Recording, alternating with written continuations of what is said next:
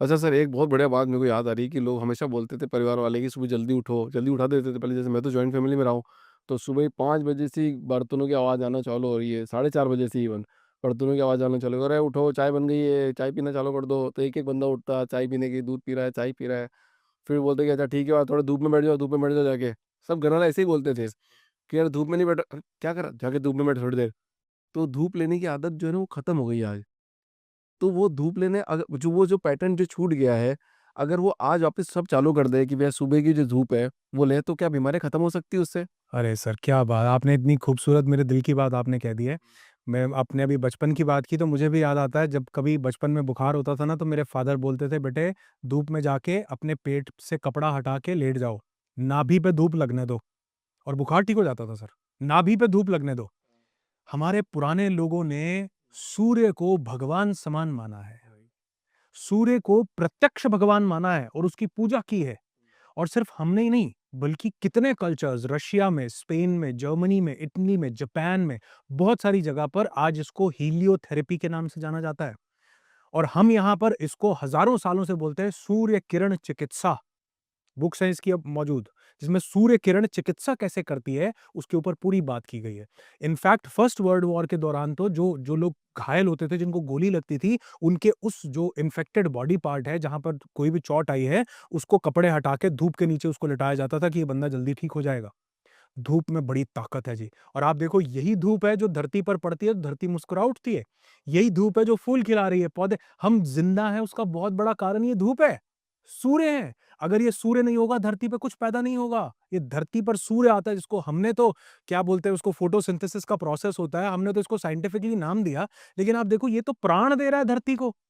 ये सनलाइट नहीं आएगी, कुछ यहाँ उगेगा नहीं तो कहाँ से जीवन चलेगा? जीवन ही नहीं है। और इनफैक्ट मैंने कहीं पढ़ा था, मुझे नंबर्स एग्ज़ैक्टली याद नहीं है, लेकिन अगर कुछ 100 डिग्री सन हमसे दूर हो जाए, तो 6 म मुझे नंबर्स एग्ज़ैक्टली याद नहीं है, लेकिन ऐसा लिखा था कि कुछ 100 डिग्री सन हमसे दूर हो जाए, तो 6 महीने के अंदर हम सब बर्फ से जम करके मर जाएँगे।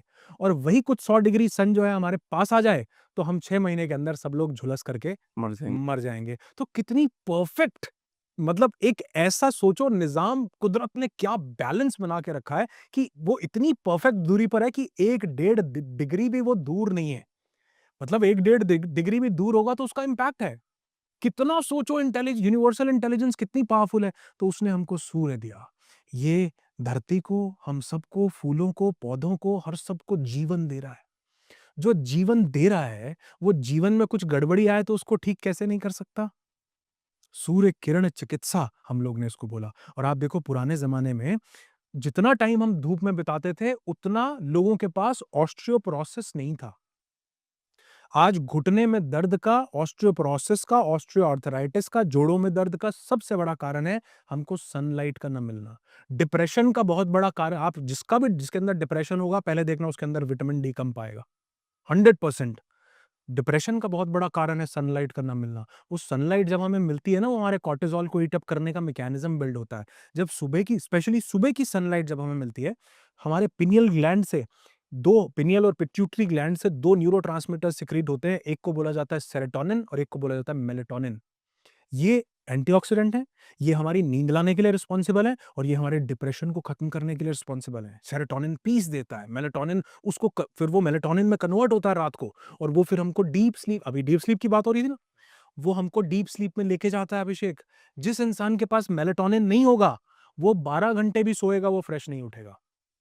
जिसका सही मेलाटोनिन सिक्रीट नहीं हो रहा, और किसका नहीं हो रहा? बहुत सारे फैक्टर्स हैं। सबसे बड़ा फैक्टर सनलाइट। तो सुबह की जो धूप है ना, इसको मतलब चिकित्सा बोला गया और 1 रुपया नहीं लग रहा जनाब।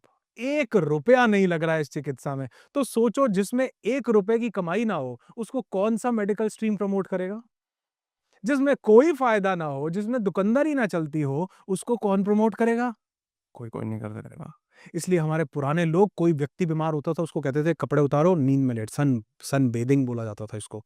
और आज तो विटामिन वो उसकी विटामिन डी की टैबलेटें मिल रही है, टैबलेट ली जा रही है। बिल्कुल मिल रही है और मैं कहता हूँ कि जब किसी के अंदर डेफ़िशिएंसी हो तो उसको ले लेनी चाहिए, क्योंकि वो सनलाइट में नहीं जा रहा तो एट लीस्ट कम से कम ठीक है। लेकिन कोशिश ये करे इंसान कि उसको जो सुबह की पहला मतलब ऐसा नहीं कि पूरा दिन हम सनलाइट में रहें, लेकिन जो सुबह की सनलाइट है ना, जो सुबह का सनराइज़ हुआ पहला आधा घंटा है, that is the most beautiful part. जो हम जो एक्चुअली भूल गए हैं, मतलब आज जैसा भी सोसाइटी में डिस्कशन होता है कि 9 बजे भी धूप में बैठ जाओ, 10 बजे भी बैठ जाओ।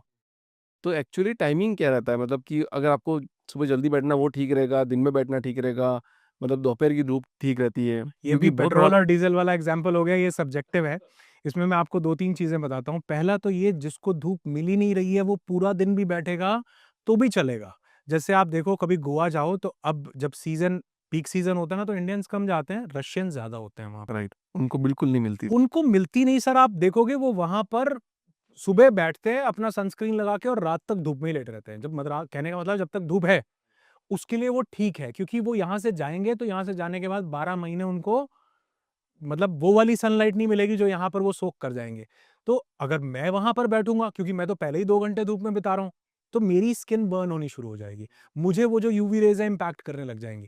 तो सब्जेक्टिव हो गया ना? सब्जेक्टिव हो गया। तो इसका मतलब जिसको सनलाइट बिल्कुल ही नहीं मिल रही है, उसको पहले अपना कोटा तो पूरा करना पड़ेगा।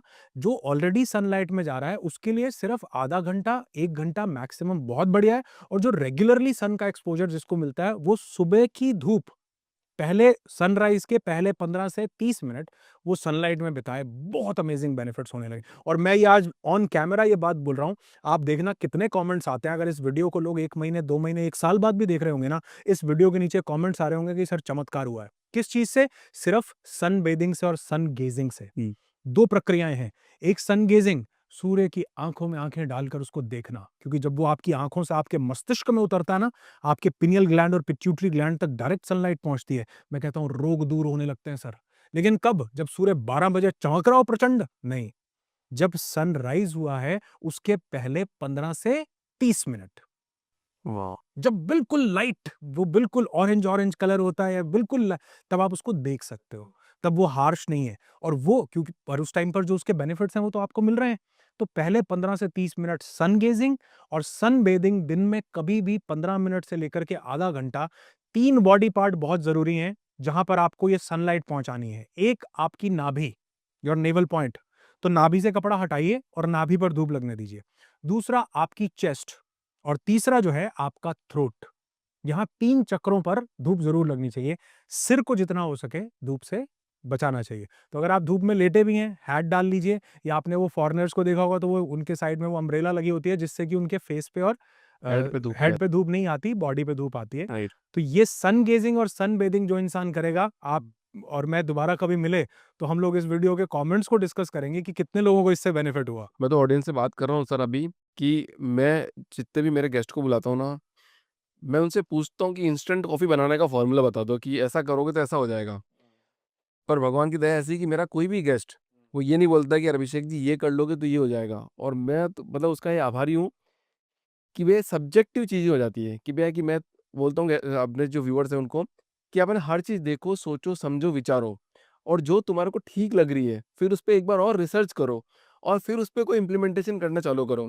क्योंकि मैं और मेरे गेस्ट कोई भी ऐसा एक स्टेटमेंट नहीं दे देंगे कि भैया कि 2 चम्मच ये डालो, 3 चम्मच ये डालो और चीज़ें सेट हो जाएगी, जो कि अपन हर रील में आजकल देख रहे हैं। तो thank you so much sir कि आपने ये बात बता दी कि भैया कि जनरल स्टेटमेंट नहीं है, जनरल स्टेटमेंट हो भी नहीं सकता है।